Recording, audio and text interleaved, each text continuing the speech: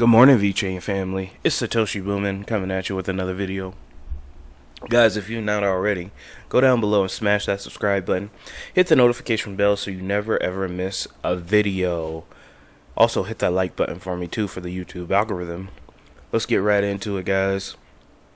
What a difference a day makes again. We have crossed over the elusive 1 cent mark, guys, and I love being wrong, especially when it fills my pockets. I had predicted for the past week that we were on course for another dip. And while I still do think that is possible due to certain acts ending this month, such as the CARES Act, if you don't know what that is, that's the extra $600 per week benefit that people who lost their jobs get. And also, what's ending this month is the rent freezes, the eviction freezes. So landlords are not allowed to evict tenants due to 19 and due to them not having enough money to pay. That's also going to be lifted as well. So if they don't extend the CARES Act and they, allow landlords to evict their tenants, things could get really bad. That's why I'm very bearish on the market as a whole. However, I love being wrong. And I hope Vechain can continue to prove me wrong throughout the day, throughout the weeks, and throughout the months. But I'm super excited.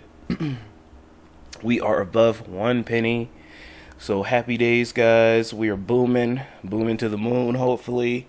And the sky's the limit for Vechain. So this is a very good day. Let's see how long we can keep this momentum going. Let's move on to the first article of the day. And that's our favorite CEO, Sunny Lu. He says that enterprise-friendly approach means that Vechain could overtake Ethereum. I talked about this yesterday, guys. Ethereum, while great, is old. Kind of like Netscape. Remember Netscape, the first ever search engine? Remember how crappy that looked? That's Ethereum right now. And, sooner or later, Internet Explorer came and took their lunch money. And then Internet Explorer started slipping and stopped innovating, couldn't scale. Then Google Chrome came. Then Google Chrome started stealing your data and selling it to the highest bidder. And now we have Brave. So, I'm not saying that Ethereum's selling our data to the highest bidder, but what I am saying is that Ethereum, while good for what it does, it cannot scale. It's old. It's not, it's slow. It's expensive to run. So we have third generation cryptos and third generation blockchain as a service solutions that can solve that scalability problem. Vechain Foundation Sunny Lu believes that the project optimization for enterprise-based applications stands it in good stead when compared to Ethereum and other blockchain platforms targeting decentralized applications. Sunny Lu revealed in his thoughts in a recent interview on the Digital Asset Investor. The Vechain CEO was responding to a question whether or not Vechain will potentially overtake Ethereum. Rather than answer directly, he highlighted what he sets Vechain aside from what is currently the leading DApp platform in terms of developer growth. Lu recalled a session at a Blockchain International Convention in Shanghai where Antonio Santore, global blockchain CTO for Big Four auditor Deloitte, explained why the firm made the decision to migrate their own clients to the business apps from Ethereum to Vechain. According to Lu, there were many reasons for Deloitte to make that kind of decision, but in summary, Vechain is more enterprise friendly. That is our mission and vision. When we tried to build Vechain, aiming to make it friendly to enterprise use cases and adoption.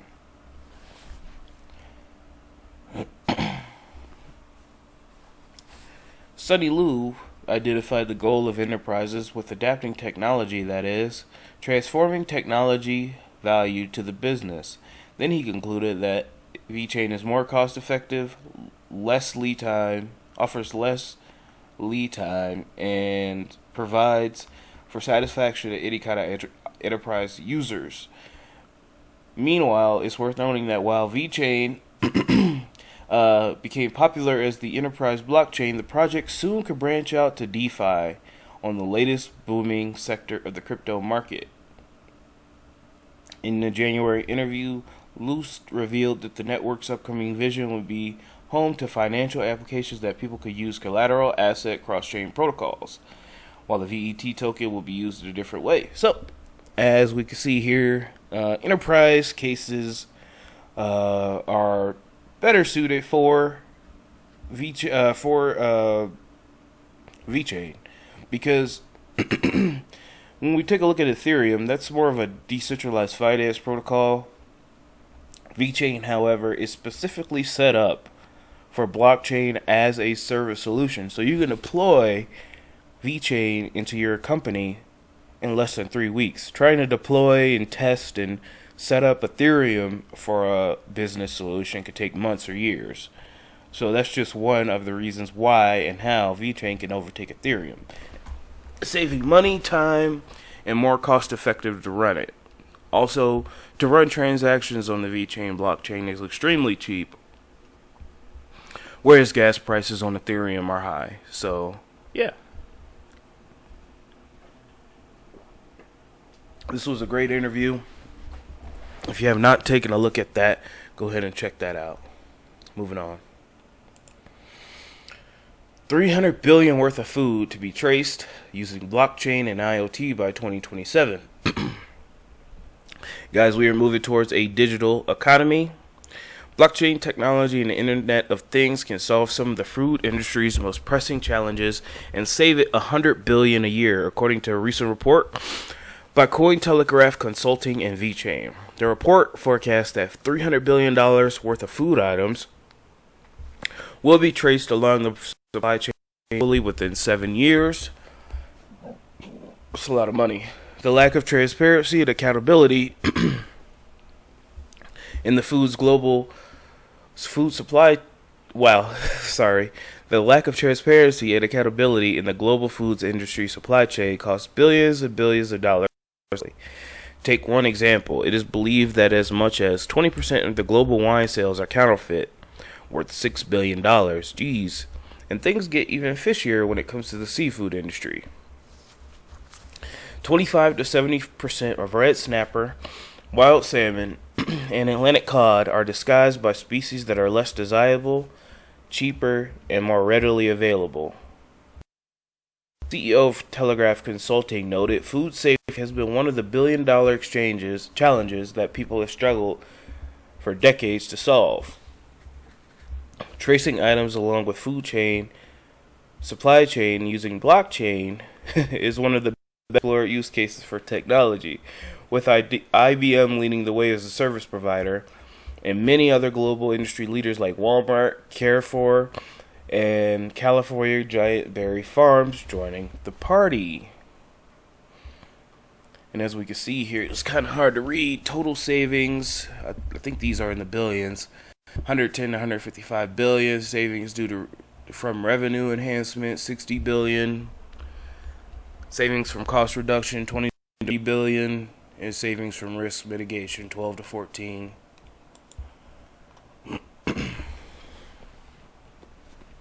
Blockchain and IoT are often used in tandem as additional benefits that can be achieved by connecting the two. IoT sensors, for example, temperature sensors for frozen items, can send accurate information about food items to the blockchain network, providing stakeholders with a snapshot of the entire supply chain. Data could be used to assure a food's genuineness, freshness, and overall quality. And a report contains that a combination of technologies can save billions of dollars. And that's really what companies are about. If you could save them money, save them time, they'll love you. And I want us to think about this to the Vechain family. When we're out, we have a bull run and we're out trying to build businesses and make the world a better place. How can you save money, save time, and help people? That's how you build true value in this world. It's not by working a 9-to-5 job. It's not by going to college and, taking gender studies. That helps no one. You know, what helps people is finding a pain point and solving it. And blockchain and IoT is that next pain point. A multi-trillion-dollar pain point, in my opinion. Saving companies hundreds of billions of dollars is nothing to sneeze at. And I think that if we stay the course, and when we get rich, we could do the same things. We can make the world a better place. And finally, I'm going to end here on this article with, from our experience, the international food traders and large-scale traceability platforms, the introduction of blockchain technology to the food value chain applies long-term benefit scheme to the entire business model. And I would agree.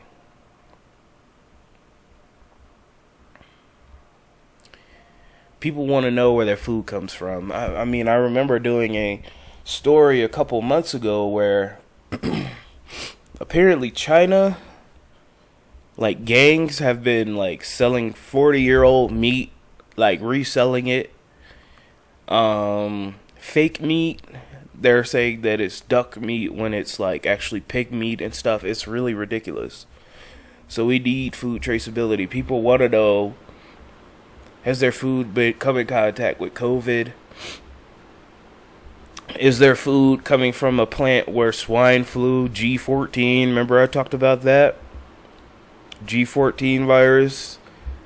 Has my meat come from the G14 plants? I need to know this before I buy it. So food traceability and IoT are definitely going to be multi-trillion-dollar assets in the future. Multi-trillion-dollar ideas in the future, because people want to know where their food comes from, and we can't just trust any old body nowadays.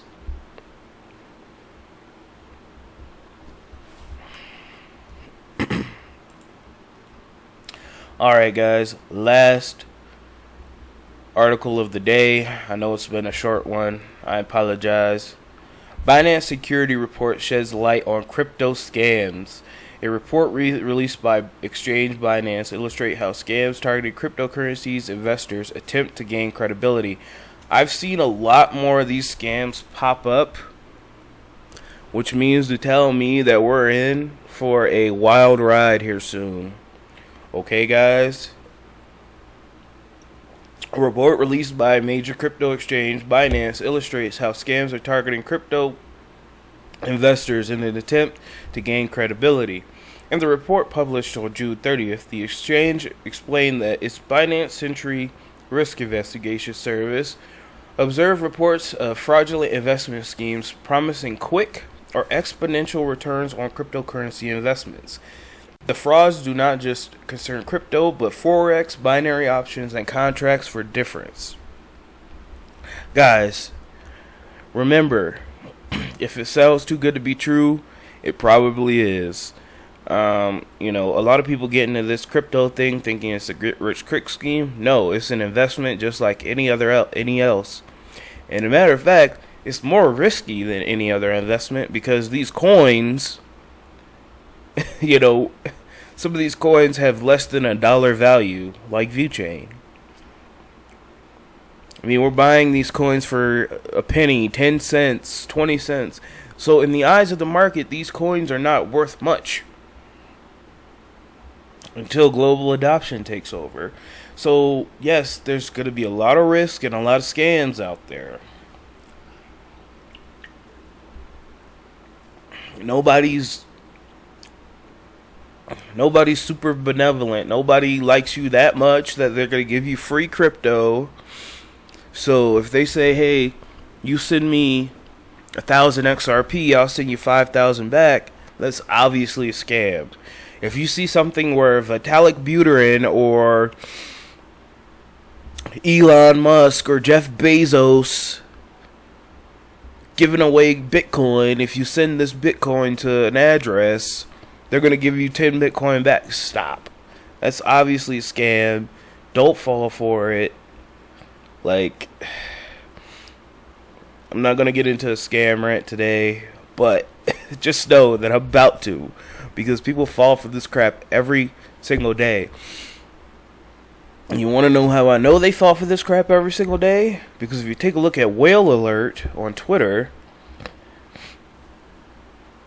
the bot actually tracks known scammer addresses, and every day somebody sends 5 Bitcoin, 1 Bitcoin, 2 Bitcoin to known scams every single day, just wasting and throwing away their Bitcoin. It's really sad. And, you know, it makes me think that a lot of people done got dropped on the side of their head as a baby, or their moms were smoking crack or drinking alcohol or something while they were pregnant with them, because it's obviously a scam. I mean, I seen one of the emails that the person got. It was like the most Nigerian princey email. It was like, "We have you on camera touching yourself, and we will blackmail you to release all this to the internet and your loved ones. If you send us 0.1 Bitcoin, we will delete everything, and we will not send these pictures to your like." It's the most childish scam ever, and people still fall for it, bro. Like, it goes to show you that a fool and his money are easily parted. That's all I'm going to say about that. Let's move on. 1,406 days, 6 hours, and 4 minutes, 35 seconds to the next Bitcoin block halving. Thank you to everyone who's still sticking with me here, guys. I really appreciate you. Shout out to Affiliate Gang. Thank you for shopping on Amazon using my links. No extra cost to you. It helps me out if you purchase anything on Amazon after clicking my link. Thank you. Shout out to Patreon Gang. One step closer to getting out of wage slavery because of you. Thank you so much. And thank you to everyone who has subscribed and liked. If you have not yet, go ahead down below and do that. Let's take a look at the markets. And again, not much to say here today, guys. I mean, the market is just moving sideways. Now, I could be wrong, and I hope I am, but I know Vechain reached a cent, and I know we're all happy about that. But, again, due to just the world events around us, like they shut down restaurants where I live, and they shut down bars again, and throughout America, they're shutting down things left and right. So, I still expect further dips, further retracements, even lower. Now, I'm human and I could be wrong, and I hope I am. Looks like Cardano is continuing its pump. Hopefully we can see 16 cents by the end of the month, but I don't think so. Vechain is up 7%. That's what we like to see. Finally crossing over that 1 cent mark. And poor Compound going down the shitter.